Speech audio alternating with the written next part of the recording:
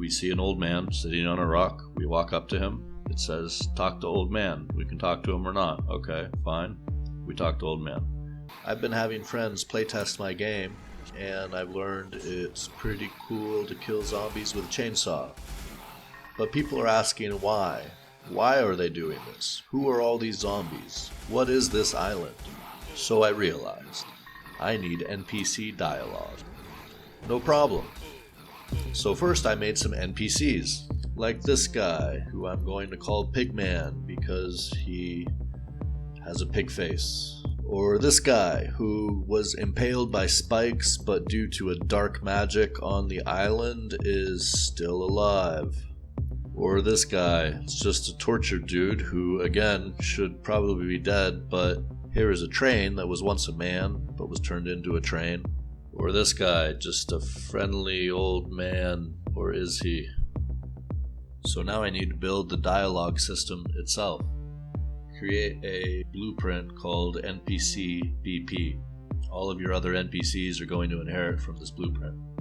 We're going to start with a character that I'm calling the Old Man. We assign him a name of Old Man. And then we are going to create this dialogue structure variable. This dialogue maps strings to a struct dialogue. First, create a struct dialogue. A struct dialogue has the text that you're going to talk about.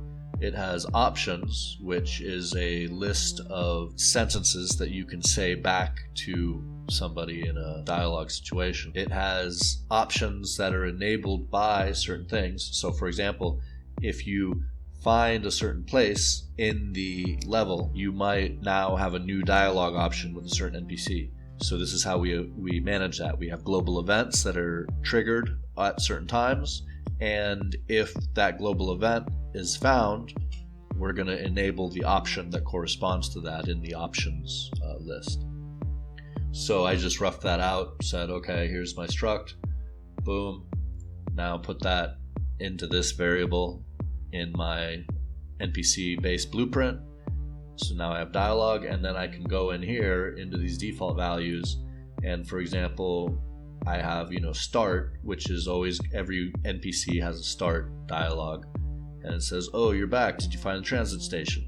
That's the first thing he says when you get there. Okay. Now these are all your options, right? So, okay.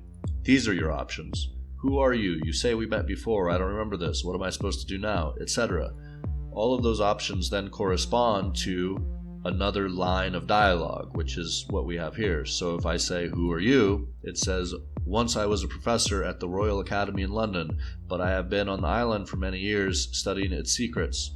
And that's the only thing you have to add. So we have that general structure. We save it in as a variable. Now we need it to actually present to the player. So we go into our event graph,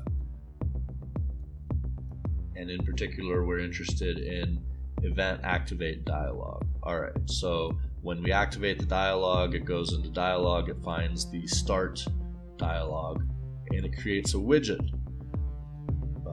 dialogue card, and it feeds in the dialogue to a variable. If we open that, we can see that we just have this widget here.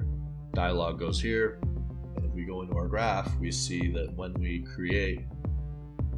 construct this dialogue, we pass in dialogue. We have a variable called dialogue, and this is where we fetch the dialogue from the NPC.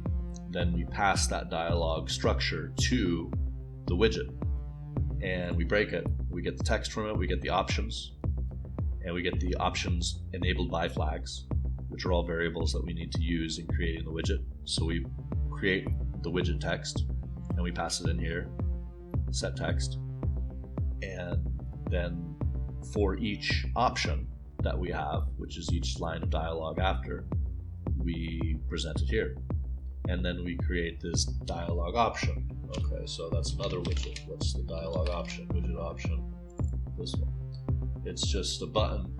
It says whatever, who are you, right? But it can say anything. So for every option, we create an option. What we end up with, we see an old man sitting on a rock. We walk up to him. It says, talk to old man. We can talk to him or not. Okay, fine. We talk to old man. Oh, you're back. Did you find the transit station? Who are you? Once I was a professor at the Royal Academy in London, but I have been on this island for many years studying its secrets. Okay, cool. And that's it.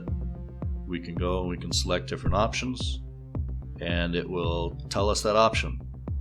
And it will, show us the NPC dialogue that we wrote previously.